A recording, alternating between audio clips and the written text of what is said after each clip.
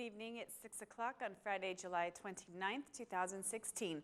Welcome and thank you for joining us tonight for the English edition of Aura News, where we bring you today's top stories translated into English every weeknight. Assembly Speaker Ilir Meta held meetings today with the EU ambassador and had a working lunch with the German ambassador. After the meetings, Mr. Meta declared that there will not be a plenary session until August 11th and that the MPs are free to enjoy their holidays until that time. Only the Assembly Speaker, the Chairman, and the Vice Chairman of the Ad Hoc Commission on Judicial Reform will continue working for the law on vetting. The Assembly Speaker gave assurance that the adoption of the 7 laws that make the judicial reform applicable will be made according to the Constitution. Everything will proceed with respect to the Constitution, institutions, and deadlines we have with the international community. We discussed holding a plenary session as soon as possible to adopt the vetting law and the other necessary laws. We are having discussions with the Chairman and Vice Chairman of the Ad Hoc Commission and with the EU and US ambassadors. We will also be in continuous communication with the Chairman of the parliamentary groups. The only thing I can say is that the MPs can continue with their program until August 11th. We will inform you about the date for the plenary session as soon as we have an agreement. We are all positively committed, said Meta. The Assembly Speaker also held a meeting with the US Ambassador Donald Liu. Earlier today, the EU and US ambassadors held a meeting with the Chairman of the Ad Hoc Commission. After the meeting, the diplomats did not make any comment to the media. The international community's meetings come a day after the majority celebrated the adoption of the judicial reform with a ceremony. The opposition did not attend. Thousands of people have asked for judicial reform. Citizens gathered outside the parliament with placards demanding the judiciary reform, while black Mercedes and BMWs with air conditioning passed before them. They were students, pensioners, and the optimistic unemployed who still believe in this country. They are seeking justice. Congratulations to the Albanian people. This is your success, said Ambassador Liu at the ceremony. Meanwhile, the Assembly Speaker said that the adoption of the judicial reform gave hope to the Albanian people, and as Assembly Speaker, he feels it's important for where Albania will be after 30 years. Now that the constitutional amendments have been approved, the president of the Venice Commission, Gianni Bucicchio, considers their adoption a success and asks the politicians to have rationality, willpower, and responsibility for drafting the roughly 50 laws that will complete the framework for the judicial reform. An important decision was made on July 21st. The future of the judicial reform depends on a well-functioning international monitoring operation. As you can see, the responsibility for the success of the reform remains in the hands of the Albanians, but without the support of the international community, it will be hard for this reform to be a success.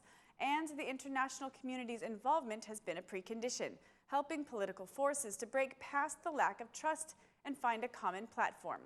I call on all international stakeholders to give the needed financial and political support. Without this operation, all the money invested in this reform will be lost, Bucicchio says. The president of the Venice Commission, a man who knows the Albanian reality, who also assisted in the drafting of the Constitution of 1998, says that the formula for selecting members to the new institutions is complicated, but he believes that the process will be successful. As far as I have understood, agreement with consensus on July 21st was reached after many compromises.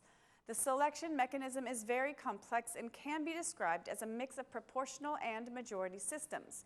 So we are going to see how this mechanism will operate in practice. I really hope that work will start very quickly and work very well, he added. Even though this process is finished and Bucicchio considers it a success, he makes another call for the politicians as they move ahead, asking them for rationality and to have continued motivation for the legislative process. And now we need to think about the next steps and about the legislation that will regulate the functioning of these institutions in detail.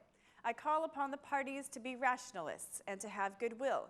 I think the opposition should not accept proposals that come from the majority simply because they come from the majority. Also, the majority should not see the opposition's criticism as undermining the work done. Both sides have much to say, and both think that the legislation will be approved without delay and with consensus, said Bucicchio, asking for accountability so that the reform keeps the highest standards.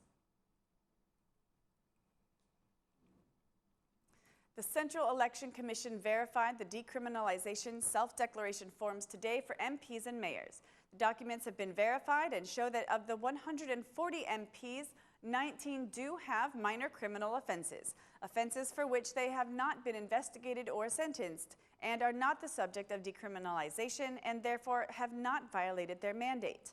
The results did find 11 mayors with criminal offenses, and the Central Election Commission has asked the Prosecution General for a deeper investigation for the mayors of Cavalla and Cruya.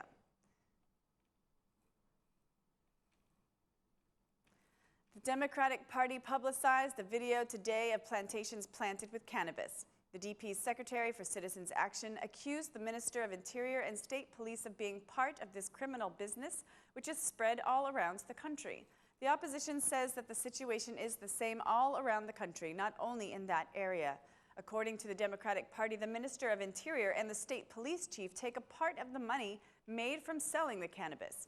The state police reacted immediately to the Democratic Party, stating that the footage presented by the Democratic Party was filmed by the state police as part of the intensive work against cannabis planting. The state police also says that its operation is for destroying cannabis plantations and bringing those responsible to justice.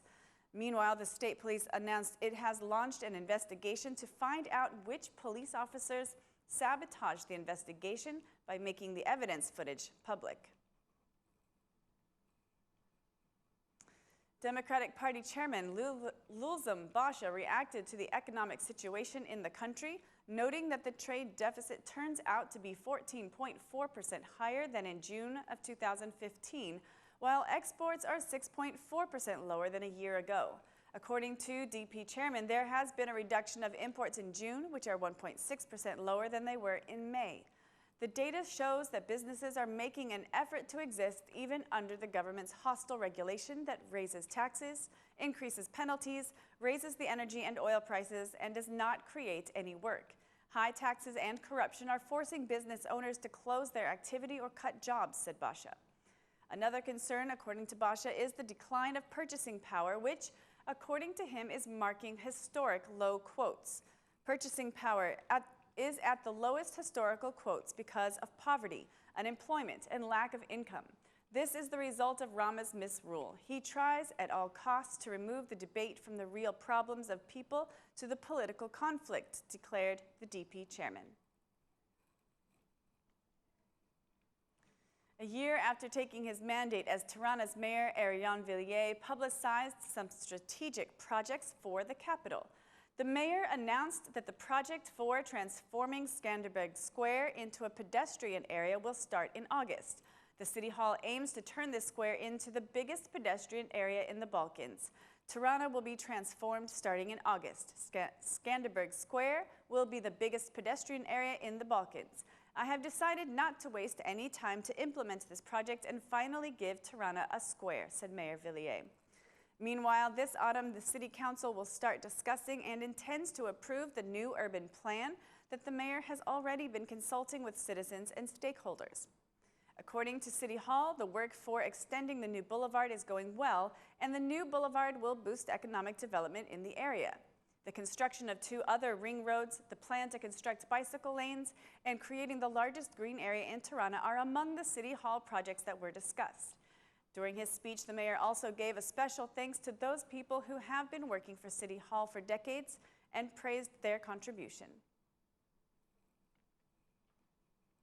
That's all for our English edition this evening. Please join us again Monday through Saturday at 6 p.m. for your local news in English.